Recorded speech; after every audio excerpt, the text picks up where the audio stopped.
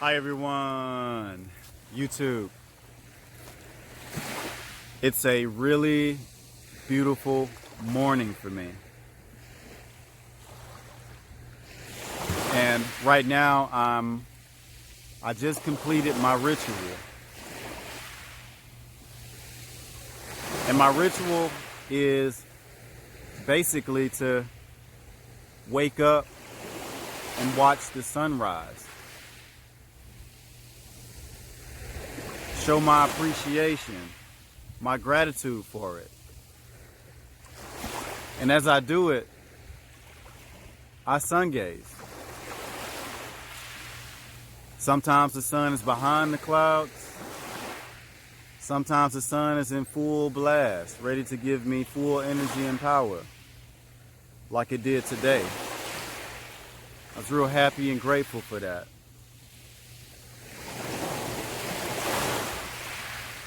And lately, I've been doing my ritual a little bit differently. I've been sun gazing from the ocean, like standing in the water up to my neck and sun gazing that way, making my body a stronger antenna for the sun. And I'll explain more later in how that works and why it works. Now, in this video, it's a sun gazing video. I'm gonna primarily talk about sun gazing, sun absorption, absorbing the energy from the sun. But my focus here is going to be grounding.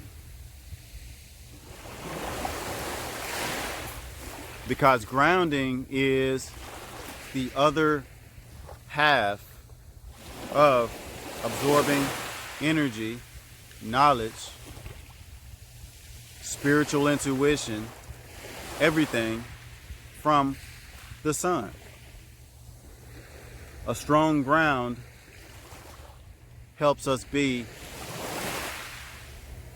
a strong, steady vessel to hold the energy that we receive from our sun.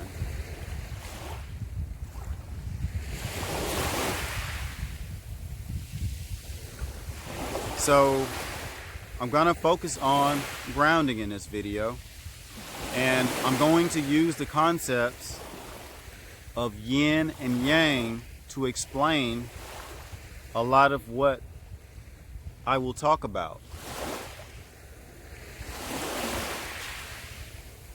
Why am I going to use yin and yang to talk about these things?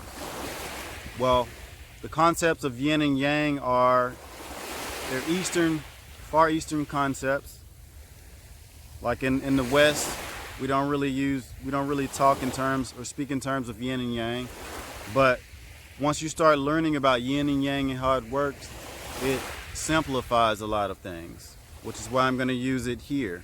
Because it makes things a lot more simple to explain and talk about. But yin and yang is basically masculine and feminine, positive and negative. The yin is the feminine, the yang is the masculine. So I'm going to use yin and yang to explain things, explain how grounding works, and how to use grounding to some of its fullest potential. Now, this video, it's a little bit premature. I need more knowledge on it to explain it as thoroughly as I would like. But nothing ever is really complete, really. But I feel that the information that I have to put out, that I'm going to put out in this video, whether it's incomplete or not, is still something that can be learned from and create discussion and is well worth talking about now, despite being incomplete. So keep that in mind. I'm going to talk about some things that will not be complete, but will be very interesting and will be very thought-provoking, and you can learn from it. And for you out there, if you can fill in my gaps, feel free to do so. I welcome you in the comments, please. Okay, so here's how I'm gonna lay this video out.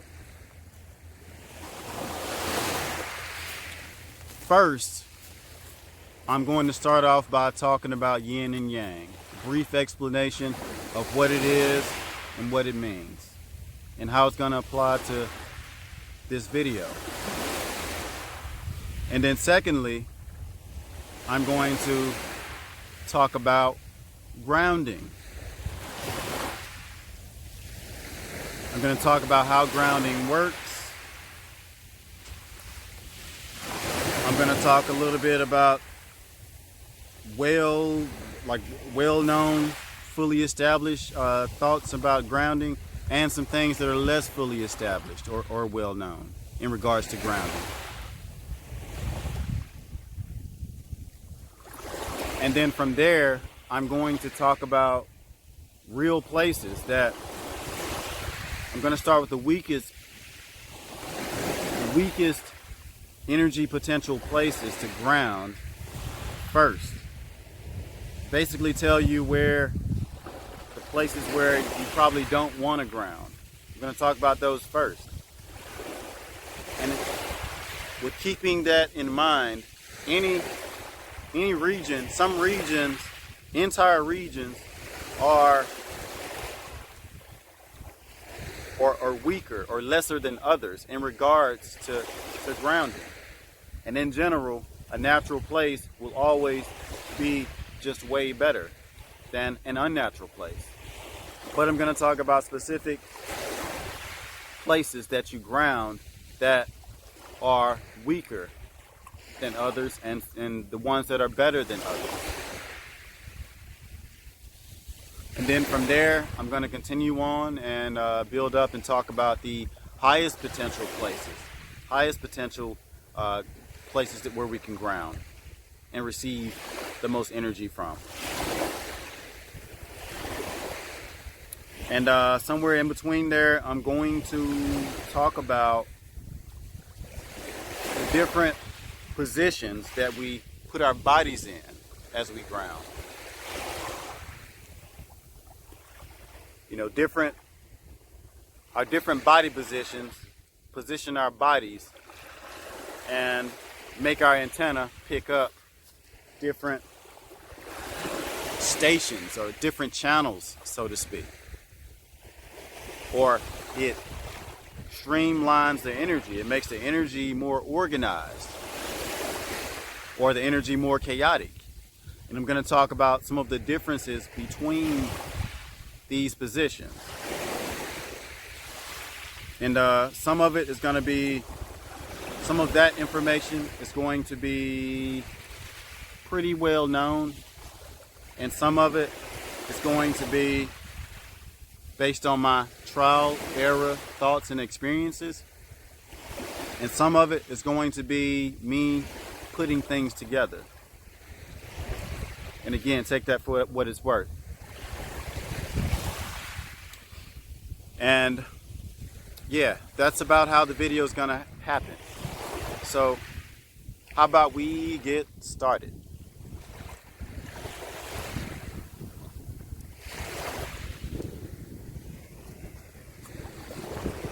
Okay, so let's start all the way from the bottom. Now, where I'm standing now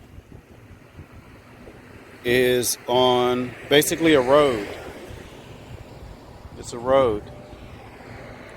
And roads are made of petrochemicals, petroleum chemicals, tar.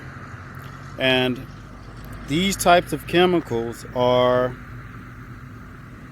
not conductive to electricity or energy. It just is very unnatural. So this is probably one of the worst places to ground,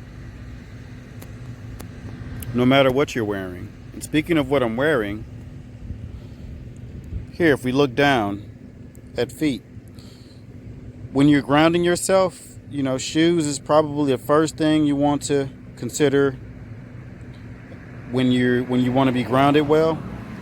And of course, these shoes, the soles are made of rubber, and rubber is not a good conductor of electricity or energy. It's an insulator. So that's one of the first things you want to think about when you're considering grounding yourself, your shoes. And usually I wear boots that have a leather sole. Usually my heel is rubber, but the boot is completely leather, and that way I get more conduction. I get more contact with the earth. That is, when I'm actually walking on the earth. And I've made a video a couple of years ago, and I'll drop the link in the description box. It's about grounding your boots and shoes, and really that video is really for the winter time. Like during this time of year, it's summer here, then you don't really have to worry about you could be out a whole lot more and not really concern yourself with, you know, what you wear. You don't have restrictions. You don't have to, you know, protect yourself from being too cold. So that's grounding on artificial asphalt petroleum surfaces like streets and roads. So now let's talk about cement. Cement is a pretty good place to ground because cement is made of lots of natural materials. Not a lot of it, most of it is natural. So cement is pretty conductive. You can ground yourself pretty decently on cement. I mean, not as well as another natural place, but you can still ground yourself pretty well. Cement is close to like a rock. You know, rocks ground pretty well. So cement's pretty good. But the thing about cement is that you don't really know what's under the cement. You know, there could be petroleum chemicals and tar and things like this under cement, which would block off your conductivity. But cement, other than that, cement is a pretty good conductor, and you could maybe get barefoot on cement and get your conduction that way. That is, if you don't have a natural place. So that's cement. So what about grounding yourself on grass? Grass is a good place to ground yourself. However, if you're standing on grass, you're sharing the energy with the grass. So you're not getting full benefit. You're not getting full conductivity if you're standing on grass and grounding yourself on grass, because then you're competing with the grass. And grass or any other plants, foliage that grows out of the ground, that's what they do. That's their job. They're fully grounded all the time, all day. It's an all-day job, absorbing the energy from the sun. So you're in competition with it. But grass is still a very good place to ground yourself. Okay, so what's better than grounding yourself on grass? Grass is pretty good, but the earth is your best place to ground. And this is sand, but earth that is a bit damp is the best place to ground yourself. And one thing I didn't mention just a moment prior in the other places that I was talking about is that before you ground yourself, you want to make sure that there's nothing underground. There's no energy or power sources underground. Because if that's the case, then it's going to be stealing or taking away some of the yin energy away from you. Because like an energy source is yang energy, and it's going to neutralize itself with yin energy. And if you're near it, you're going to be in direct competition with it. So you want to make sure you're in a pretty natural place with nothing underground. So your location of where you ground is pretty important. But sand or earth is a very good place to choose when you ground yourself. So you caught me on the second half of the day. I actually started the other half of the video early this morning. Now it's late in the evening. That's what my schedule allowed. So here I am. And I'm going to start this whole thing off by talking about yin and yang.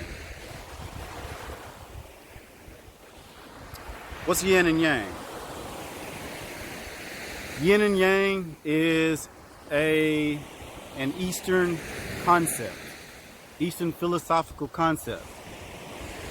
It's about the wholeness or the completeness of everything being unified by two opposing forces. And those two opposing forces are yin and yang, which is feminine, yin, and masculine, yang energy. You can't have one without the other. They complete one another. You can think of it as man and woman. It's what makes the world go around, so to speak. Yin and yang. So when you talk about energy, you talk about electricity, any type of energy, you have to take yin and yang into consideration. And yin and yang applies to just about anything, whether it be spiritually, whether it be academic. You know, a lot of academic stuff we talk about in science is basically yin and yang, but they're calling it something else. It's just different names for the same thing. Just two opposing but equal forces, yin and yang. And that's what yin and yang is in a nutshell. I've made a video about yin and yang. Well, it wasn't yin and yang, but the video was about, the name of it was Our Three Energy Bodies, Taoist Knowledge. I made it less than a year ago, and it talked about some of the theory behind yin and yang and how it works and what it means. And it talked about how yin and yang works within our own bodies. Now, it wasn't that specific, but it served the purpose for supporting a previous video that I did about putting more life into your body by tapping an energy source that people don't really know that they have, which is basically our sexuality. But that's a whole other video, and I'm gonna do a video pretty soon about this. It's gonna be unique, so be on the lookout for that. It's probably gonna be unlike anything you've really thought about, but I think it's gonna really open up your mind to some possibilities. Okay, so that's yin and yang. So now how about we talk about grounding.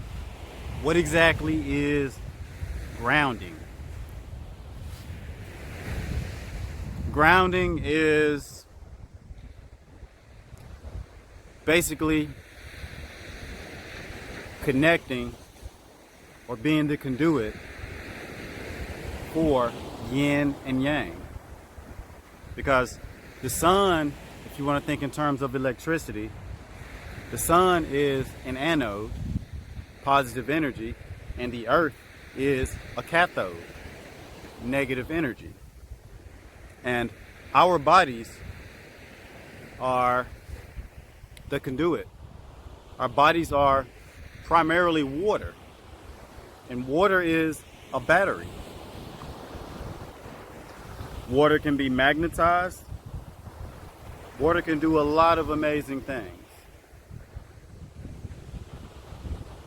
And our bodies are made to connect the yin and the yang together. And even the positioning of our bodies, walking upright, standing, it connects us more strongly to the masculine and the feminine, the sun and the earth, to help you absorb the energy that both supply. And let's talk about sun gazing. And I'm going to throw a few things out here kind of randomly in regards to this. When we sun gaze, it's basically light going through your eye. Your eye does a few functions. It concentrates the light onto your retina. Your retina turns this light into electrochemical energy, and that energy is transferred through your optic nerve to your brain. And from your brain is partitioned through your nervous system. Your nervous system is like electric wiring. And your brain is one of the most magnetic parts of your bodies, of our bodies. This has the highest concentration of magnetism in our body. And our brain is really complicated because our brain controls what we see. Our eyes don't control what we see. Our brain actually controls what we see, not our eyes.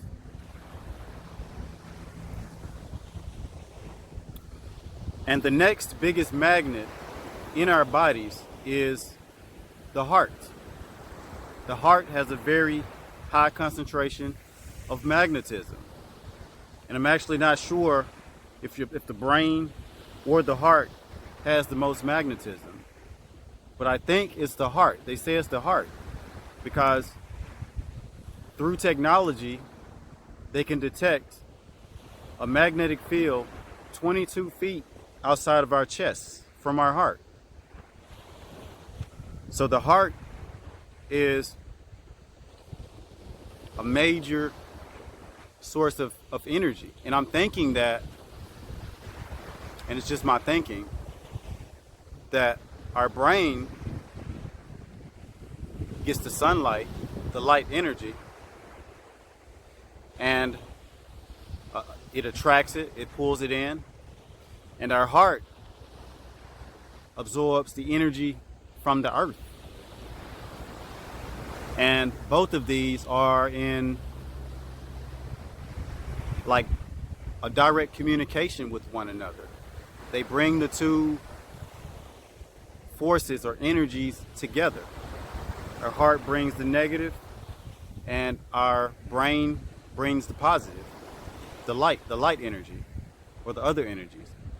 But those are just my thoughts about it. I still have to do a lot more research, but those are some of the things that I thought about pretty deeply when I was thinking into this.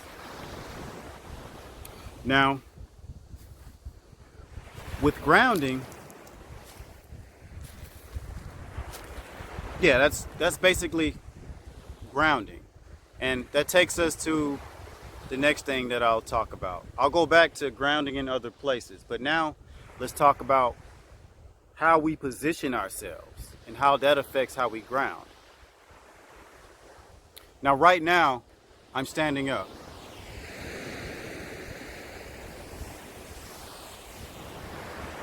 And I got my feet planted on the ground. And our feet are perfectly made. The design is to connect to the earth and charge our entire body. Let's take a look at a diagram to show you what I'm talking about here. Here's a map of our feet. And if you look at this, our entire nervous system, it can be shown and can be seen through our feet. And every point on our feet corresponds to a different point within our bodies. So our feet are designed to connect to every single part of our body. So now let's talk about our energy meridian system. We have 12 energy meridians on each side of our bodies for a total of 24. Our 12 energy meridians correspond to our 12 major organs. Of our total of 24 energy meridians, we have 12 on each side. We have 6 energy meridians in our arms, and we have 6 energy meridians in our legs. 3 of the energy meridians in our arms or legs are yin, and the other 3 are yang. So each limb has 3 yin and 3 yang energy meridians. Here's an illustration of how yin and yang energies move through our meridians. Man is a vessel for communication between heaven and earth, or yin and yang. If you look at this illustration, it shows how energy moves and flows through us. The yin energy, it moves up through our feet, through our legs, to our torso. And it also moves from our torso out through our hands. Now, the yang energy, it moves from our hands out through our heads.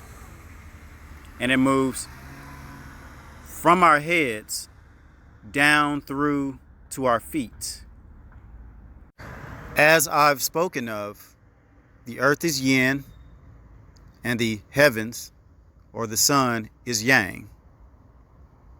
Now, just like the way that's set up, our feet touch the earth, and the 6 energy meridians, the 6 yin energy meridians in our legs, they begin at our feet and travel upward toward our torso. Now, with the yang energy meridians, they start kind of opposite. They start at our fingertips and our head or faces and enter the body through the opposite direction. So what was the point of me talking about energy meridians? Now, if you look at this picture, it's a picture of the K1 energy meridian.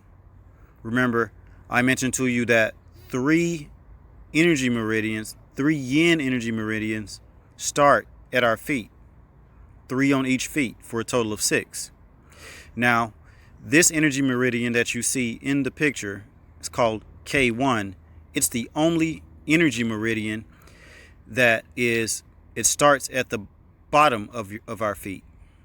It's the only one. And why is this significant? This is significant because the K1 energy meridian corresponds or goes directly to our kidneys. Now, what do kidneys have to do with grounding or absorbing the sun? A lot. Because one of the primary jobs of our kidneys is to take the vitamin D or the energy that we get from the sun and refine that energy because it's too raw. So our kidneys have to change it into a more usable form.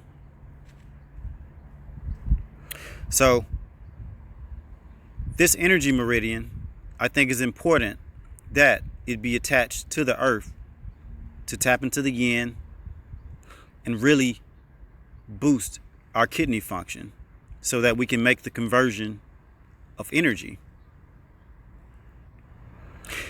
Now, the other thing that I found really interesting about this K1 energy meridian, it's strongly tied to spirituality.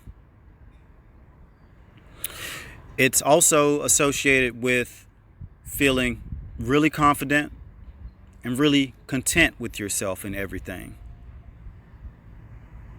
Okay, so in this part of the video, I'm going to talk about whether the actual orientation and positioning of our bodies matter when we sun gaze. Now, I could go in a bunch of different directions with this and talking about putting our bodies in different positions, like arm up, plugging into the earth, the ground in different positions, and so forth. I think that is worth looking into and exploring and finding out about. But what I'm going to focus on here is just two positions. And those two positions are standing and sitting. Now, I'll start with standing, the standing position when you sun gaze. Okay, standing. I just talked about in detail about connecting our feet to the ground. And I just talked about the K1 position at the bottom of our feet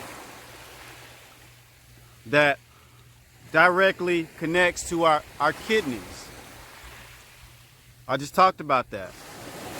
So it is my belief that standing is superior to sitting. Because when we stand, we are getting the detoxification effects of the grounding, because it's directly connecting the ground, the yin from the earth, to our kidneys through the energy, through our yin energy meridian in our legs. All right, so that's standing.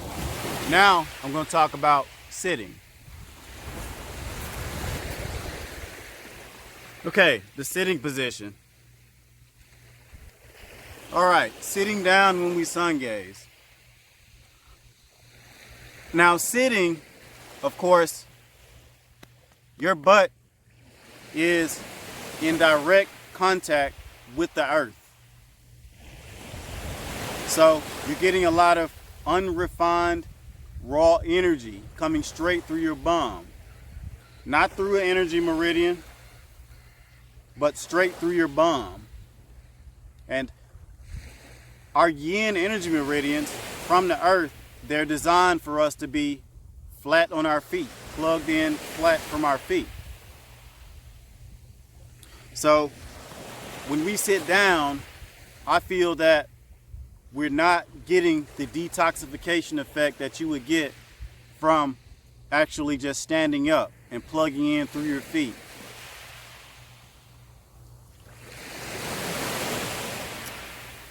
And in my own personal experience, for years, I've been doing this for more than 5 years, sungazing, doing it consistently for more than 5 years, probably I think more than 6 years, but a pretty long time. And I've done it mostly sitting down because I wasn't aware of what I'm aware of right now, which is why I talk about these things and make such videos and explore these things. But I've been messing around with doing my sungazing standing up for the past couple of weeks, and I do see a significant difference. I do feel different, but 2 weeks versus many years, it doesn't compare. So in regards to that, time will just have to tell. So that's sungazing and various body positions, seated and standing.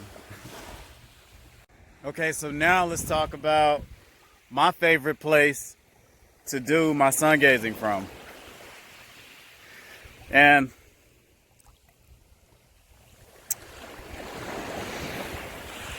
right now, if you can't see, I'm in the water, and I've been doing my sungazing directly from this natural body of water in the mornings, about every other day for the past couple of months. And there's a huge difference when you do it this way. And some reasons for this. It's yin and yang based also, because the ground is yin, but water is also yin. Water is very, very yin. And cold is yin. Cold is very yin. So when you do this, you make your body very, very yin. You absorb that energy, and you're more efficient at absorbing that energy because your body is so yin. And I've made a video, and I'll drop the link below, about natural bodies of water, the energy of natural bodies of water, and using that energy. That is, if you have a natural body of water. And in the past, nowadays I don't do it as much because I don't have the tools with me at the moment to do ice baths, being ice water. Ice, very cold water is very, very yin. And I used to take my ice baths and look directly at the sun, and it's an extraordinary feeling. It's like you're in a whole other world or universe. It's really amazing. And like, I'm in the water right now. I decided to do this portion of the video from the water so that I could feel what I feel as I talk to you. But some observations that I notice when I'm in the water and when I'm doing my sungazing, like even without the sungazing, just standing in the water and just taking the time to concentrate and think and feel. What I notice is that I feel myself becoming more electric, more energetic. Like, all of my muscles, and even like the inside of my stomach, the inside of my body, the contraction, they can contract very strongly and very delicately, for lack of better words. I have a high degree of control over them. And that tells me that my body is electrified. So this is my favorite place to do my sun gazing. I think it is the best place, and I'm constantly looking for other ways to do this, and so that for understanding and just to be better, and just to know how things work. So I'll stop here, and this is my favorite place, the water. And if you look in the background, this is where I usually catch my sunrises. I'll wrap the video up by saying that yin and yang is a really deep concept. It goes far. It's a part of everything in life. Life is just a bunch of opposing energies. And, when you think about it, there's no right or wrong. It's just energy moving, energy opposing, energy shifting, energy balancing.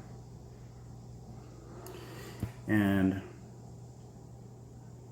one thing I didn't really talk about throughout this video or in any part was, and it's kind of irrelevant, I guess, because it's a whole other topic, is that when we talk about yin and yang in regards to the sexes, men and women, men are yang energy like the sun, and women are yin energy like the earth or like the moon.